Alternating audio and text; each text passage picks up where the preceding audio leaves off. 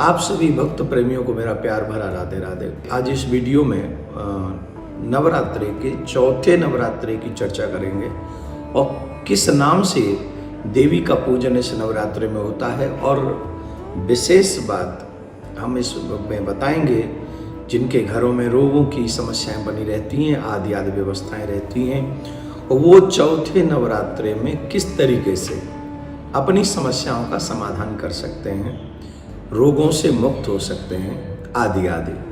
तो आइए हम लोग चर्चा करते हैं कुष्मांडा माँ की, जो कि शक्ति के विषय में अपरंपार हैं। नवरात्रि के चौथे दिन देवी कुष्मांडा के रूप में पूजी जाती हैं। अपनी मंद मुस्कान के कारण, हंसी के कारण अंड यानी ब्रह्मांड को उत्पन्न करने वाली है। आपको कुष्मांडा कहा जाता है। इस देवी की 8 भुजाएं हैं, इसलिए अष्टभुजा कहलाई गई हैं, अष्टभुजा वाली कहलाई गई हैं। इनके 7 हाथों में क्रमश कमंडल, धनुष, बाण, कमल, पुष्प, अमृतपूर्ण कलश, चक्र तथा गदा है। 8वें हाथ में सभी सिद्धियों को, निधियों को, रिद्धि सिद्धियों को देने वाली जपमाला है। इसका मतलब एक और समझ लीजिए, जिसके हाथ में माला है वो कुछ भी प्राप्त कर सकता है। दुर्भाग्य यह है कि हम साधनों के पीछे, व्यवस्थाओं के पीछे भागते हैं, माला का त्याग करते हैं। देवी के हाथ में भी माला है, तो आपके हाथ में माला होगी तो क्या नहीं हो सकता। पर क्या कहें, फिर भी आप माला का थोड़ा सा जाप कीजिए, आपके लिए लाभदायक होगा। इस देवी का वाहन सिंह है और इन्हें कुमड़े की बलि है। संस्कृत में कुमड़े को कुष्मांड कहते हैं, इसीलिए यह देवी को कुष्मांडा भी कहते हैं। इनका नाम ही है कुष्मांडा। पौराणिक कथा के अनुसार जब सृष्टि नहीं थी, चारों तरफ अंधकार था, तब इसी देवी ने अपने हसत हास्य से ब्रह्मांड की रचना की थी। इसीलिए इसकी सृष्टि आदि स्वरूपा, ये जो है आदि स्वरूपा है, आदि शक्ति कही गई है। इस देवी का वास सूर्य मंडल के भीतर लोक में है। सूर्य लोक में रहने की शक्ति, क्षमता केवल इन्हीं में है। इसीलिए इनके शरीर की कांति भी बहुत सुंदर है, प्रभा युक्त है, दैदीप्यमान है। इनकी तेज से 10 दिशाएं आलोकित, ब्रह्मांड की सभी वस्तुएं प्रकाशित होती हैं तेज से। इन्हीं के तेज से सब व्याप्त है, ऐसा माना गया है।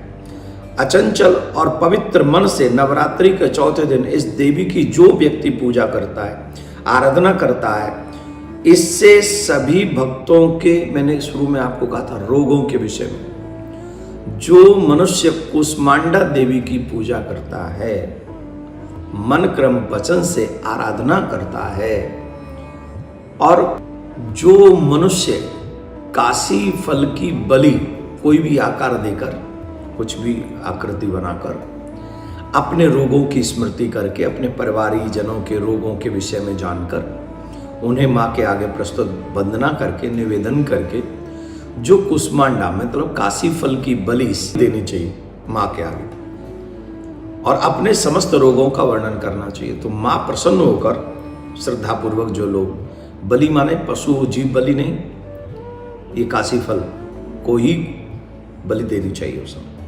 तो आपके जितने भी रोग इत्यादि हैं वो सब नष्ट हो जाएंगे, इस बात को समझ लीजिए। व्याधियां मुक्त हो जाएंगी, इससे सुख, समृद्धि और उन्नति प्रदान करती है माँ। अतः इस देवी की उपासना में भक्तों को सदैव तत्पर रहना चाहिए। जिन जातकों की कुंडली में सूर्य नीच का हो और वो कुष्मांडा माँ की पूजा करे, तो उसके उस ग्रह का असर कम होगा और प्रभाव जो है, जो दुष्प्रभाव है, वो दूर हो जाएगा। माँ कुष्मांडा की पूजा करने से उनके भक्तों के दुख दूर होते हैं, उनके रोग नष्ट हो जाते हैं, उन्हें मुक्ति भी मिलती है। अगर आप कुष्मांडा माँ की ढंग से, मन से, श्रद्धा से पूजा करें तो इसमें कोई द्वारा नहीं है। सृष्टि का सृजन करने वाली माँ को हम बार बार नमन करते हैं। एक और बात बताएं, कुष्मांडा क्यों कहते हैं? क्योंकि आपने देखा होगा काशी फल में बीज बहुत होते हैं। कुष्मांडा होता है जिसमें काफी संख्या में बीज होते हैं, जिससे नव जीवन की चेतना उत्पन्न होती है। मतलब अगर वो बीज अलग अलग बो दिए जाएं तो कितने काशी फल हो जाते हैं, उसी में से एक में से वो अनेक हो जाते हैं। वैसे ही मानव माँ ने सृष्टि की सृजन किया है, उन्हीं से उत्पन्न ये सृष्टि है और उन्हीं से तमाम जीव आत्मा चेतनाएं इस ब्रह्मांड में भ्रमण कर रही हैं। इसलिए कूष्मांडा माँ की पूजा अवश्य करनी चाहिए, हृदय से करनी चाहिए। कूष्मांडा माँ के मंत्र को अगर कोई जाप करना चाहे, वो वहाँ बैठकर कोई साधना करना चाहे तो वो मंत्र सुन ले, एम ह्रीम देव्यै नमः, एम ह्रीम देव्यै नमः। इस मंत्र का जाप करने से जितनी भी देर जाप करेंगी माँ प्रसन्न होंगी। माँ कुष्मांडा को प्रिय भोग क्या है, ये सब चीजें सुन लेनी चाहिए। जो जिस रूप में जिस देवी को जो वस्तु पसंद है वही उनको चढ़ाना चाहिए, अलग अलग नहीं कि कुछ भी लिया दिया सब चढ़ा दिया, ऐसा नहीं। माँ कुष्मांडा को प्रिय भोग है हलवा और दही, तो हलवा भी ढंग से बनाइए और दही में कुछ मीठा वाला डाल के बढ़िया माँ को भोग लगाइए, जिससे माँ आपके यहाँ प्रसन्न हो जाएंगी। माँ हलवा का भोग तो मोस्टली सभी माँओं को पसंद है, जागरणों में सब लोग लगाते हैं ना, वो चना और हलवा का भोग लगाते हैं, पूड़ी हलवा का है। माता जी को जो प्रिय फूल पसंद है और जो रंग पसंद है वो है लाल रंग पसंद है माता राम को, तो माँ लाल रंग अवश्य धारण कीजिए उस दिन पूजा करते समय। और जो पुष्पों में जो माँ को पुष्प पसंद है, लाल रंग का ही पुष्प माँ को पसंद है। माँ कुष्मांडा की पूजा अर्चना से जीव की आयु बढ़ती है। कुंडली में अगर बुध ग्रह सही नहीं है तो माता की पूजा करने से यह जो बुध ग्रह है यह इस पर भी थोड़ा शांति मिलती है, और वो बुध ग्रह जो नेगेटिव असर देने वाला होता है वो नहीं देता है। इसलिए कूष्मांडा माँ आपके प्रत्येक मनोरथ को पूर्ण करे, आपके बाल गोपालों को निरोगी काया दे, आपको भी निरोगी काया दे।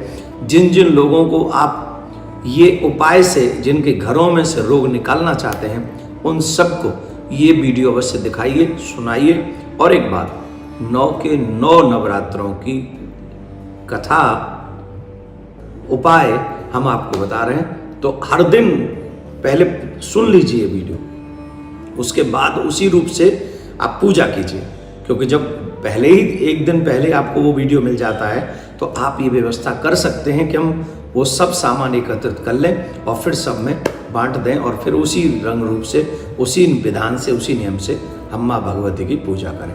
नवरात्रों की बहुत बहुत शुभकामनाएं आप सभी को। राधे राधे।